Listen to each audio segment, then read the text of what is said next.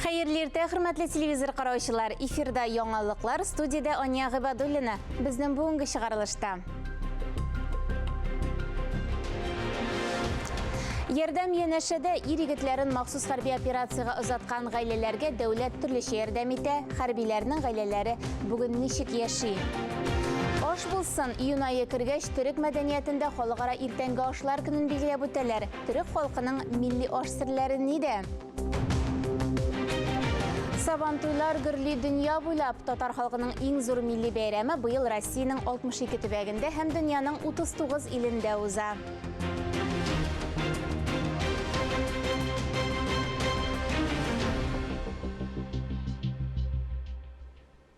Шығарылышыбызны һава торышыннан башлыйбыз. Бүген 5 июньдә аязучан болытлы һава 24 градустан 29 градуска кадәр өстелек көтелә. Димәк, сәламәтлегегезгә игътибарлырак булсак иде, көндез урыны белән кыска вакытлы яңгыр булырга мөмкин. Җил көньяк көнбатыштан магнит кыры тотрыксыз урманнарда янгын куркынычы саклана. Яз жылы килү сәбәпле Татарстанда тупылларның мамыклануы гадәттәгедән иртәрәк башланды. Мамык болыт булып Казан урамнары буйлап эчә һәм аллергеннарны тарата. Соңгы айда хастаханәләргә аллергиядан зарланып бик күп кеше мөрәҗәгать иткән. Россиядә әлеге авыруга каршы кулланыла торган даруларны сату күләме 23 миллионнан артык тартма тәшкил иткән. Бу узган яз белән чагыштырганда 10%-ка күбрәк. Шул ук вакытта даруларның уртача бәясе 9%-ка үсеп 237 сумга җиткән. Сатуларның үсеше апрельдә үк башланган иде. Күп кенә даруларны чәчәк ату чорына кадәр берничә ай алдан кабул итә башларга кирәк. Тупыл мамыгы кыйлу көннең иң эссе вакытында активлаша. Ул июнь уртасына кадәр дәвам итә. Димәк, аллергиядан интегүчеләргә шактый озак зыян китерәчәк әле. Шул вакытта Россия гадәттән тыш хәлләр министрлыгы югары янгын куркынычы турында да кисәтә. Тупыл мамыгының яну температурасы 800 градуска кадәр җитәргә мөмкин. Бу янгын чыгу һәм аның тиз таралу мөмкинлеге турында сөйли. Махсус хәрби операцияга ир-егетләрен узаткан гаиләләр төрле ярдәмгә мохтаҗ булып кала. Бүгенге көндә хәрбиләрнең гаиләләре ничек яши? Бу хакта алдагы язмада. Олсу ханым 7 бала үстергән. Улларының берсе махсус хәрби операцияда катнаша. Шушы көннәрдә контракт төзүгә теләк белдергәненә 2 ел тула. Бүгенгә солдатның берничә дәүләт бүләге бар. Тик менә ялга кайтып, әнисенә генә күрсәтә алмый әле. Шулай да улының күңеле әнисе өчен тыныч. Олсу ханым районнан кирәкле ярдәмне алып тора. Со стороны района поддержка есть, всегда помогает. Район тарафынан ярдәм һәр даим булып тора. Утын китерделәр, киез итекләргә хәтле алып килделәр. Бөтен кирәк яракны биреп торалар. Гөлнур Халяфова шулай ук солдат әнисе. Улын махсус хәрби операциягә җибәргәннән соң барлык эшләр 82 яшьлек хатын-кыз җилкәсенә төшә. Ай сайын аңа ярдәмгә волонтерлар килә. Кышыналар кар кери, ә җәен бакча эшләрендә булыша. Район, конечно, спасибо им, помогают. Районга рәхмәт инде, ярдәм итәләр. Кыш көне кар чистартуларын улыма телефоннан фотога төшереп җибәргән идем. Бергә хезмәт итүче иптәшләре гаҗәпләнгән. Безнең якларда моның кадәр ярдәм юк дип әйтәләр ди. Сүз уңайыннан җәйнең 1-2 айында Россия Федерациясе оборона министрлыгы белән контракт төзүчеләр 700 мең сум акча алачак. Республика рәисе Рөстәм Миңнеханов контракт төзергә теләүчеләр өчен түләүләрне 505 мең сумга кадәр арттырды. Ул оборона министрлыгы түләү белән 195 мең сумга өстәп бирелә. Яңа контракт төзүчеләргә бер тапкыр ярдәм күрсәтүнең гомуми суммасы Татарстан шәһәрләре, районнарыннан һәм предприятиеләреннән ярдәмне дә кушып миллион сумга кадәр җитәргә мөмкин. Эфирдә яңалыклар. Татар халкының милли бәйрәме Сабантуй Россиянең 62 төбәгендә һәм дөньяның 39 илендә уза. Бу хакта Татарстан Республикасы министрлар кабинетында узган брифингта сөйләделәр. Татарстаннан читтә Сабантуйын оештыру белән муниципаль берәмлекләр үзләре шөгыльләнә. Татарстан исә зур булмаган коллективларны җибәрә һәм бәйрәм мәйданнары оештыра. Мәдәният министры Ирада Әюпова сүзләренчә, башка төбәкләрдә үтә торган милли бәйрәмебезне оештырырга ярдәм итү уңай күренеш. Татарстанда Сабантуй 8-9 июньдә авылларда һәм районнарда, 15 июньдә Чаллыда һәм 20 июньдә Казанда эш мәйданчыкта үтәр дип көтелә. Узган елдагыча тематикасы Изге Болгар каласы була. Сюжет милли йолаларга, мәкалләргә нигезләнә, шулай ук БРИКС уеннары һәм гаилә елына багышлана. Biz ayrım irtiş boyunda Tatar tarixi yazılıb yatqan yerlikdə, çünki bizə su teması бүгінгі көндә бик кызык һәм татарларның Бик мавыктыргыч, без анда тарихны чагылдырабыз. Без Омск өлкәсендә шулай ук Иртыш буе Сабан туен оештырачакбыз 27 июль көнне. Айрым безнең әлбәттә менә Каспий Сабан туенда безнең Әстерхан өлкәсендә без узган елны бөтен Россия Сабан туен оештырган идек. Инде ул узды. Май аенда, май азагында булды. Айрым минем быел беренче тапкыр без шулай ук Чечен Республикасында Сабан туе оештырачабыз. Һәрбер СНГ илендә һәм гомумән 39 илдә дә халкыбызның милли бәйрәме оештырылачак.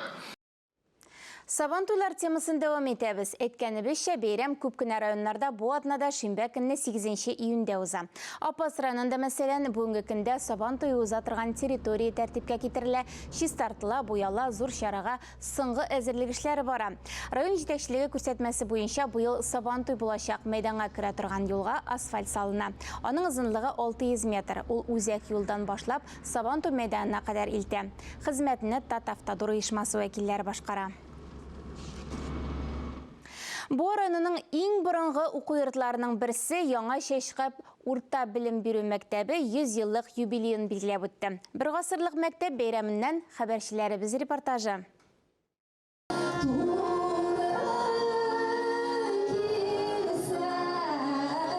Чыгарылыш укучылар өчен мәктәпнең юбилее дулкынландыргыч чара. Чөнки кайчандыр шушы газиз, күңелгә якын мәктәптә үзләре дә белем алган. Сыйныфташлар, партадашлар, укытучылар барысы да якын, бүгенгедәй истә. Әлфия Зияттинова мәктәпне 86 елда тәмамлый. Бүген ул мәктәп бузагасын дулкынланып үтә. 70 еллыгына мәктәпне оештырдылар тоже, анда катыштык иде. Ул вакытта яшь идек әле. Хәзер менә насыйп булды инде 100 еллыгына килергә. Алга таба да 110, 120, 130, 140 еллыгына да очрашырга язсын. Бу 100 ел эчендә ниләр генә булмаган. Җитәкчеләр алышынган берничә буын укучылар мәктәпне тәмамлаган. Әлбәттә, белем йорты бинасы да яңарган. Илгизәр Шәрәфетдинов яңа Чәчкәп мәктәбен 1980 елда тәмамлаган. Мондый очрашулар һәм бәйрәмнәр кирәк дип саный. Без 2 параллельный класс укыдык. Без беренче класска барганда Чәчкәптән гына 29 кеше идек без беренче класска килүчеләр. Инде 4нче сыйныфка яшь Әхмәт Тәгүлләр кушылдылар инде авылдан килеп. Без 48 кеше булдык инде 2 класс параллельный 24 кеше. 80нче елларда балалар күплектән мәктәптә 2 сменада укыйлар. Тирә күрше авыллардан да килеп укучылар күп була. Леонид Иванов күрше Чуваш Аксуылына килеп укый. Учителя у нас были хорошие. Укытучыларыбыз яхшы иде. Без анда ата исемен атамадык. Мөнир абый, Илсур абый, Зөфәр абый, Даян абый. Даян абыйның яраткан сүзе бар иде. Мәктәп еллары искиткеч. Бу сүзләрне әле дә хәтерлим. Бер гасырлык мәктәпнең 11 еллык эшчәнлеге Рөстәм Бикмуллин җитәкчелегендә уза. Мәктәпнең 100 еллыгын бөтен халыкны мәктәптә укыган барлык укучыларын да җыярга уйладык. Менә 80нче елларда бездә инде 450ләр, 460лап кеше укыган 7 авылдан, аларның барсында менә җыясы килде. Юбилей котлауларсыз да булмый. Әлбәттә, район җитәкчелеге Мәгариф идарәсе исеменнән мәктәп коллективына җылы сүзләр әйтелде. Әлеге көн очрашуда катнашучыларның күңелләрендә әле кат-кат искә төшәр, яңарыр. Миләүшә Мусина, Рөстәм Әхмәдуллин, Илнур Кадыров, Татарстан яңалыклары, Буга районы. Төрек мәдәниятендә иртәнге аш мөһим урын алып тора. Ул июнь аена кергәч, халыкара иртәнге ашлар көне буларак билгеләп үтелә. Төрек халкының милли аш серләре турында тулырак Мөршидә Җихан репортажында. Без Төркия консулының резиденциясендә монда иртәнге аш әзерләгәннәр. Ул төркчә кахвалты дип атала. Менә безнең Угыр бәйдә, Борһанетдин бәйдә биредә нинди генә ризык юк монда. Менә монсы симит, аның төрле-төрлеләре бар, кекслар бар. Һәм менә бу аларның мәшһүр ризыклары поча дип атала. Аш устасы Борһанетдин даган аңлатуынча, иртән торуга кахвәне коры кие эчмәс өчен төрек халкы башта ашап ала. Димәк, кахвалты ул кахвәгә кадәр ашап кую. Төркиянең Казандагы баш консулы Татарстан журналистларына төрек халкының иртәнге аш үзенчәлекләрен аңлатты. Kahvaltı Türk kültüründe önemli bir yer tutuyor elbette. Безнең өчен милли аш әзерләү, кунаклар чакырып сыйлау мәдәниятебезнең аерылсыз бер өлеше. Ул безнең милли ризык төрлелеген күрсәтүдә, шул ук вакытта фәлсәфи мәгънәсе дә бар. Иртәнге аш ризыклары арасында сыр аеруча өстенлекле урында. Алар күп төрле төрки халыкларының күчеп йөрүенә дә бәйле бозылмый торган сырларда ясалган. Әйтик, тулум, кайчак комбинезонлы сыр дип тә атыйлар. Аны сарык яки кәҗә сөтеннән ясап 3 айдан 6 айга кадәр хайван тиресендә тоталар. Ул бозылмый, файдалы. Әмма һәр кемнең зауыгына туры килеп бетмәскә мөмкин дип аңлатты журналистларга Төркиянең Казандагы баш консулы Оғур Йылмаз. Türk çayımız var, kahvaltı soframızda, peynir tabağımız var. Шәй эчә торган пыяла савытларны төрекләр билле бардаклар дип атый. Шәй кәефен чыгару вакытында, ягъни шәй эчкәндә ким дигәндә 2 яисә 3 әнә шундый билле савытны бушатып куясың. Шәй дигәндә бездә кимен куймыйбыз үзе. Мәтрүшкәләр салып, җимешләп, баллап, бер ыштан гибәдиясен дә шудырып, самавырны йыкканчы ичкән чаклар да бар. Әмма кардәш халкыбыз шәйне кырлый ичә. Менә бу өстәл тулы камыр ризыгының җаның теләгәнен шәйгә кадәр ашап бетереп куясың. Татарстаныбызда күп милләтле халык яши. Димәк, милли аш үзенчәлекләрен белеп тору комачау итмәс. Мөршидә Җихан, Дамир Мөхәммәтханов, Татарстан яңалыклары. Яңалыклар чыгарылышын дәвам итәбез. Сәләтле куллар өрәңге агачы ботакларын кыска гына вакыт эчендә йортка әверелдерә. Кукмара районында яшәүче Таһир Ямалов беренче тапкыр кулына инструментларны капитан механик булып эшләгәндә ала. Хәзер ул үз тәҗрибәсен балалар иҗаты үзәгендә шөгыльләнүче укучыларга тапшыра. Агачны сәнгать җиһазларына әйләндерү процессын хәбәрчебездә күзәтте. Видите, какой красивый домик получился. Әкияти убырлы карчык йорты хәзер балалар иҗаты үзәгендә балаларның һәм өлкәннәрнең игътибарын үзенә җәлеп итә. Әлеге коллекция агач ботакларыннан ясала. Эшне башкару авыр, әмма кызыклы дип саный элекеге капитан механик. Бу һөнәр белән ул гражданнар флотында эшләгәндә шөгыльләнә башлый. Һәм менә инде 7 ел дәвамында үз белгәннәрен Таһир Ямалов балаларга өйрәтә. Любая вещь, это что корабль, что машина, что... Һәрбер нәрсә, корабль, машиналар, йорт булмасынмы, аларның бөтенесенең ясау системасы бер үк. Мәсәлән, хәзер балалар уенчыклар ясый, ә инде олы булгач йорт төзи алалар. Чөнки биредә бер үк эш принцибы. Кабинетта аерым бер мөһим урынны шахматлар алып тора. Мондый бер партияны ясау өчен бер айдан артык вакыт кирәк икән. Бу укучыларның эшләренең бик аз өлеше генә. Аларның күбесен балалар өйләренә алып кайталар. Самое интересное, родители говорят, что когда начинают ходить... Ата-аналар балалар бирегә йөри башлагач, сентябрь-октябрь айларында ясаган эшләнмәләрен гел үзләре белән йөртә диләр. Иң кызыгы кайбер кичкенә уенчыкларны хәтта мендәр астына да салалар икән. Агачтан эшләнмәләр ясау авырмы дигән сорауга Багданның җавабы әзер. Әгәр дә күңелеңне биреп эшләсәң, барысы да килеп чыга. Автомат җыелу, пистолет. Машина, автомат, пистолет ясадым. Шулай ук пычаклар ясарга тырыштым, ләкин булдыра алмадым. Бу эшчәнлек вакытында төрле зурлыктагы һәм төрле формадагы агач ботаклары кулланыла. Әлеге эш балта осталыгын гына түгел, фантазияны да үстерергә ярдәм итә. Миләүшә Хаҗиева, Марат Сабирҗанов. Татарстан яңалыклары өчен Кукмара районыннан. Балаларның җәйге ялы башланды. Ялны имин файдалы итеп оештыруда әлбәттә иң беренче чиратта өлкәннәр җаваплы. Малай кызларны миһербанлы, иманлы итеп тәрбияләү максатыннан берничә ел дәвамында җәйге айларда гаилә мәчете каршында җәйге курслар оештырыла. 3 июньнән 14 июньгә кадәр 5-14 яшьлек малайлар әлеге курсларда гыйлемнәрен ныгыту белән бергә ялда итәләр. Ә июнь азагында кызлар төркеме эшли башлый. Бу көннәрдә балаларны рухи, әхлакый тәрбия бирү дәресләре, өстәл янында утырып эшлекле уеннар, төрле экскурсияләргә бару, квестлар, спорт һәм иҗат эшләре көтә. Яңалыклар чыгарылышын күркәм эшләр эзләнә сәхифәсе белән дәвам итәбез. Бүген ул республикабызның Арча районыннан әзерләнде. Сүзебез Ташкишу авылы мәдәният йорты. Аның хезмәткәрләре, сәләтле кешеләре турында булыр. Биредә мәдәни күңел ачу чаралар гына түгел, игелекле эшләр дә оештырыла. Мәдәният йортлары һәм клублар. Аларны электән үк мәдәният учаклары дип йөрткәннәр. Бүген без Ташкишу авылында һәм биредәге мәдәният учагын сүндермичә саклаучылар һәм әлеге учак тирәсенә җылынырга җыелучылар турында сөйлибез.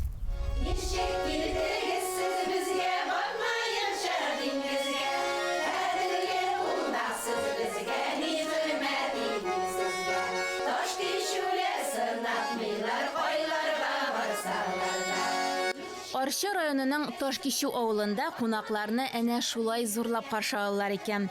Җырга моңга гашыйк, киң күңелле һәм зыялы кешеләр яши биредә. Ташкишу авылы татар халкының бийек шәхесләре Шәһабетдин Мәрҗани, Мәхмүд Галәү исемнәре белән бәйле. Бай тарихка нигезләнгән җирлекнең бүгенгесе дә данлы. Кичкенә яшьтән үк балаларыбызны шушы рухта тәрбиялибез, милли рухта.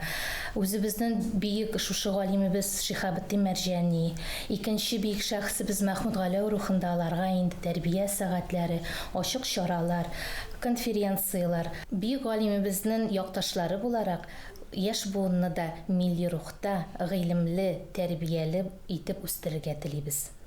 Мәгърифәтчелек традицияләренең дәвам итүендә мәктәпнең роле зур. Мәктәбебез данлы Казан артында урнашкан. Димәк, Казан Арча гомумән күренекле шәхесләр биргән, я. Шуларның менә безнең Ташкишүнең шундый шәхесләрдән Шәһабетдин Мәрҗани, Мәхмүд Галәү чыгу белән біз горурланабыз. Мәгариф системасында бүгенге көндә иң төп рольне укудан тышта дип әйтергә кирәк, тәрбия чаралары бик зур урын алып тора. Biz шушы тәрбия эшенә балалар бакчалары белән, мәдәният йортлары, китапханәләр белән берлектә план нигезендә алып барабыз. Безнең укучыларыбыз шушы авыл мәдәният йортында үткән, китапханәдә үткән чараларда актив катнашалар. Мәктәптән соң балалар мәдәният йортына түгәрәкләргә килә. Биредә Татарстан Республикасы Мәдәният министрлыгы игълан иткән мәхәллә проекты нигезендә Тат Арча бизәкләр проекты эшли башлаган. Әбиләребездән, әниләребездән килгән шигү үрнәкләрен онытылмасын өчен балаларга менә шушы үзебезнең белгән шөгыльләребезне, үзебезнең кул эшләребезне тапшырасыбыз килә. Алда көннәрдә дә матурлыкны күрә белсеннәр иде, матурлыкны күрә белгәч аны тудыра белсеннәр иде. Чөнки безнең матурлык кына дөньяны коткара ала. Безнең өйдә әбинең матур кулъяулыклары бар, шигелгән.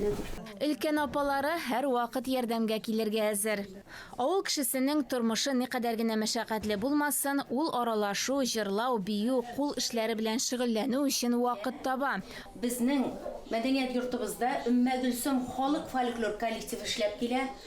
Biz алар белән бик күп җирләрдә менә дипломнарга ия булдык, лауреатлар булдык, беренче дәрәҗә лауреатлар булдык. Һәр вакытта беренче урыннарны алып барабыз. 2 ел рәттән инде менә Сөлгеле капка фестивале бара. Беренче елны 44 коллектив килгән булса, былтыр инде 84 коллектив килде. Хәзер инде тагын да киләбез дип торалар. Җырлы, моңлы, оста куллы кешеләр яши Ташкишу авылында дисәк, бик үк төгәл булмас. Чөнки бу төбәк халкы әле игелекле эшләре белән дә танылган. Катлаулы вазгыятькә битараф кала алмаган Гөлфия Мәхсүмова һәм Тәнзилә Вәлиеваның кыю ниятеннән башланып киткән гамәл хәзер киң кылачлы гуманитар юнәлешкә әйләнгән. Гуманитар ярдәм җыюны без иң беренче көннәрдән башладык, җибәрдек дисәк тә ялган булмас. Чөнки баштарак җыя башлагачыннан инде авырлык килеп чыкты, кешедә барып җитәм икән, юк микән дигән әйберләр барлыкка килде. Шуннары соң инде без үзебез илтеп тапшырабыз. Әйдәгез эшлик, апалар, әбиләр, әйдәгез әле дигәч, алар инде bir siz киләләр инде, алар нәрсә эшләсәк тә без булган бөтен эшне алар белән бергә эшлибез. Менә чын йөрәктән, чын күңелдән эшлиләр бу апайлар да. Инде үзебез дә кайда ярдәм кирәк. Беренче без тотынабыз. Шуңа күрә без инде аны сорыйм да. Аллаһ Тәгалә менә ярдәм итеп яшәргә язсын. Кемгә кирәк, кем булса да. Чөнки бердәмлектә көч. Әгәр дә бердәм булабыз икән, бергә эшлибез икән, яшәүгә дә оңай.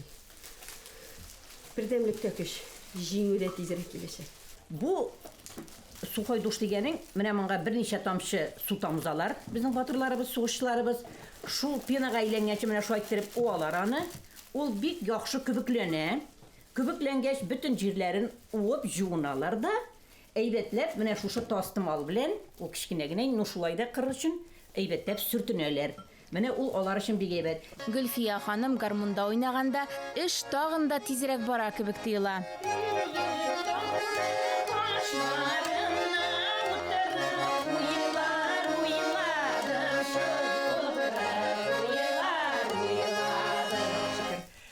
zincirlep noski beyledik. Akopni свечалар ясадык бик күп итеп. Менә бу сухой душны ясадык. Булдыра алганча ризыкмы, киемме, акчалатамы ярдәм иттек. Безнең җыелган әйберләребез ул егетләргә барып җитә дигән ышанычыбыз зур, шуңа күрә тырышып эшләдек. Чөнки бу кызлар ул әйберләрне үзләре алып барып тапшырды.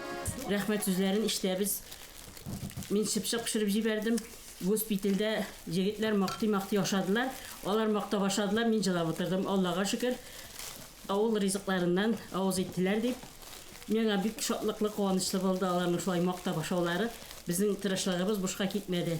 Игелек кылырга теләгән кешеләргә җае чыгып кына тора. Менә инде Сылудагы җегетләргә җыйгаштан Оренбург килеп чыкты бит инде мондай күрәшәк бит инде. Шул хәзер Оренбургка җыя башладык. Без бер тапкыр алып барып тапшырдык инде. Без ике машинага атландык та, төядек тә шыңгырдатып, илтеп кайттык. Бик матур итеп каршы алдылар, бик яратып безне кунак та иттеләр әлимәк, бүләкләр дә биреп җибәрделәр. Шулай итеп ярдәм итә алганыбыз өчен бик сөенәбез. Ярдәмләшеп яшәргә насип булсын. Без кадерен белмибез, барлыкта яшәп, менә юклыкның бу просто Аллаһ Тәгаләнең сынавы. Кулыбыздан килгәнчә, көчебездән килгәнчә игелекләр, изгелекләр эшләп яшәсәк иде. Һәр вакытта да менә ул тормышны алга җибәрә торган иде. Һәр кемдә шулай булса иде. Без башкалардан үрнәк алып эшләсәк, бездән дә үрнәк алып безгә дә иярсеннәр, ярдәм җыю. Башкалар бездән үрнәк алып, бергә булып, бердәм булып, ярдәмләшеп яшәргә насип булсын. Ташкишу авылы мәдәният йортында тормышның һәр мизгелен әнә шулай файдалы итеп үткәргә тырышалар. Сәнгатькә, иҗатка мәхәббәт тәрбияләүчеләргә, игелекле эшләрне башлаучы һәм бу эшләрне дәвам итүчеләргә уңышлар телибез. Ания Гыйбадуллина, Александр Ишоткин, Татарстан яңалыклары. Хөрмәтле телевизор караучылар, бүгенге чыгарылышыбыз тәмам. Без яңалыкларның иҗат төркеме сезнең белән саубуллашабыз. Барчагызга да уңышлы көн, иминлек телибез. Сау булыгыз.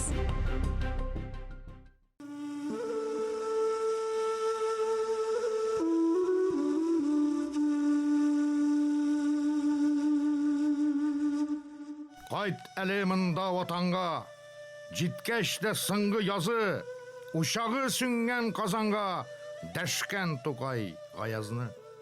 Кайт әле монда ватанга, 100 елдан да шул ыран татарның сынган күңелен хаман әрнетеп тора. Кайт әле монда ватанга. Без бит шул хәлдә калган, инде асылын яшереп, тәхеткә менде ялган. Жаңдырак тормыш та бетте, шаңдырак бер эш тә юк. Төшебездә яшәдек без, өнебездә тешләндек. Кайт әле монда ватанга. Тукайның соңгы язы. Бер карашың белән куркыт һәм чигер инкиразны. Нигә без һаман хокуксыз? Нигә без һаман да ким? Тукай Гаязга эндәшкән. Мин соң кемгә эндәшим?